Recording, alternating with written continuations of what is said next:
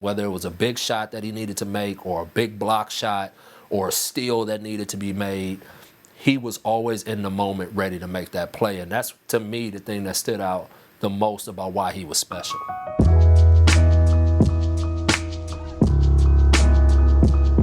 When you came to the Heat, Dwyane was already a champ. You came in 2008. He had won his title in 2006. What did you expect him to be, and then what was he like when you first got to? Spo had kind of given me a lot of background on him because that was basically my number one job was Dwyane. Okay. And to work with Dwyane and build a relationship and a bond with him, and really try to help take his game up to another level. And so Spo had already, told me a lot about him. And the thing that he said was, Dwyane is the kind of guy, if you get his trust, he'll be with you forever. And, I came in right away trying to earn his trust. And luckily for me, I had Coach Joe Johnson in Atlanta, who was a friend of Dwyane's, That's right. the year before in Atlanta. And so Joe kind of reached out to him ahead of time. Paved the way. And so between Spo and Joe, they both kind of gave Dwyane a comfort level with me, and I think Dwyane saw right away that I pull no punches and that I won't. True. Yeah, I go right at him, but I'm honest with them, and I wasn't afraid to be honest with them, and we went right to work, and the big thing that we talked about was because I always watched him. The early Dwyane was always hitting the floor. That was always the topic. What was his thing? Fall down 7 times, stand up 8. That was his thing. And I told him, I said, there's gonna come a time in your career where 1, you're not jumping over everybody, but 2, your body's not gonna be able to take all of these falls. That is exactly what happened. And he said, so what do you suggest? Being the smart aleck that he is. And I said, a post game.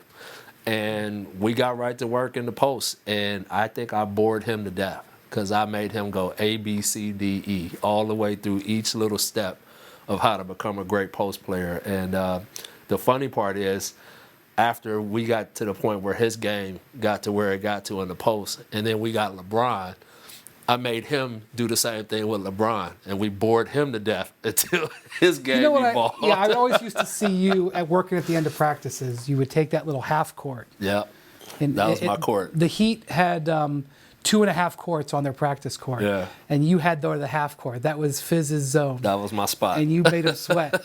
Now, here's the thing about the Heat practice court that I tell people.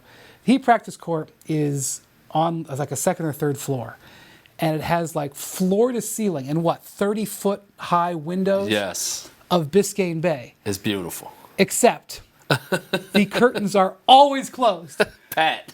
I went into that you probably were in that room 5,000 times. I went into that room 500 times. Not one time were the windows, it might as well have been a brick wall. They didn't want him looking out the window. You know what I used it for though?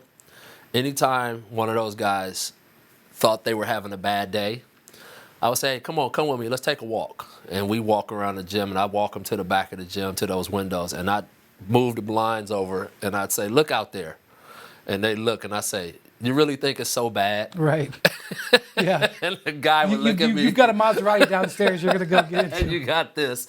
I was like, you could be somewhere freezing right now, and digging out snow and shoveling snow. I said, look at what you have right now. I said, so it's not so bad. And guys would immediately snap out of it, and we get a good laugh out of it. So Dwyane, one of the things that when I started covering the Heat in 2010, it blew me, even though I knew Dwyane was a all-star, I knew he was probably a future Hall of Famer, to see him every single day, I really appreciated, wow, this guy is so good. Yeah. Like, he's one of the best shooting guards in the history of the league, really, I think. I think he's definitely top 5 like Jerry West, Kobe, he's in Jordan. He's in that conversation. And it's a credit to him.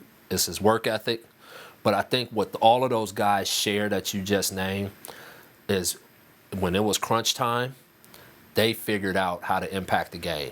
And whether it was offensively or defensively, Dwyane knew it was the moment, and he knew how to seize the moment. And that's just a special thing. Like, no coach can really give you that. You have to have that coming into the deal. And whether it was a big shot that he needed to make or a big block shot or a steal that needed to be made, he was always in the moment ready to make that play. And that's, to me, the thing that stood out the most about why he was special. Like when he would go into that game where he would get the high, like when you guys really needed it, you'd go to high pick and roll. This was before LeBron. Yep. And usually it was Udonis Haslem would come out. But whoever you had your big come out, even Alonzo, or Alonzo Mourning, he would just go around it and he would just like swerve in the lane and you just couldn't stop him. He was a snake. He really reminded me of when you watch a great tailback play football. Right. And how they can He'd have navigate been a great those. tailback, Oh, man. man, could you imagine if he played football? And he just knew how to hit gaps and just, he could sell one way, get you leaning, and then he can be in another gap. And that's why he was always on the floor, because he would find these little angles. And the ability to make shots from those angles and understanding how to use the backboard, that was one thing people don't talk a lot about with him. He mastered the glass, whether it was scoop shots or just pull-up bank shots. He really understood how to use the glass, and it was just a special knack. That, again, it's just one of those things you can't really teach a guy. You just really have to have a feel for that. And it was. He played so much of his career hurt too. Like maybe not like dragging his leg. He never felt good. Yeah. Ever. Like, he was always icing something, treating something. And again, he played so reckless and he sacrificed his body so much that something was always bothering him. And whether it was a knee, a shoulder, a wrist, whatever it was, his hip, his back, like, it was like, you know, he was just always had something that was nagging him. But if you tried to get him to not play, oh, he'd go off on you. He wanted to play every single night, and because he's just such an incredible competitor. Also, I think people don't remember him or they don't recognize how great of a defensive player he was. I'll tell you a great story. We were playing the finals that we beat the Spurs. They had beat us the game before. I don't remember exactly the game, but I just remember we had this position on the floor defensively that we called the low man, which is the furthest guy away from the ball, closest guy to the baseline. And Dwyane against the Spurs, 6 straight plays, made a different play to stop their side pick and roll, whether it was a block, a charge, a steal. He did something to mess up their side pick and roll, 6 straight plays, and that was a huge game that we won on the road in leading up to what ended up happening in that series. Yeah, he was one of the greatest, probably the greatest shot blocking guard. He is. I think under a certain height, he'll say he's 6'5". I say 6'3". But he is the greatest shot blocking guard ever of all time. And he wouldn't just block guards. He went up. He blocked Yao Ming. Andrew Bynum. I remember a block. Andrew Bynum's elbows were over the rim, and he went up there and he met him at the apex, and he brought that ball down. But he would block whoever he had to meet at the rim. He would coming from that weak side. He was going to be there. Do you remember the game that LeBron and Dwyane played in Cleveland? LeBron had 40-something. Yeah. Dwyane had 40-something. I'll never be able to prove it, but I swear to God that was the day that Pat Riley thought about maybe I could team these guys up. Because I remember the postgame, Pat was like, you just saw pure greatness out there.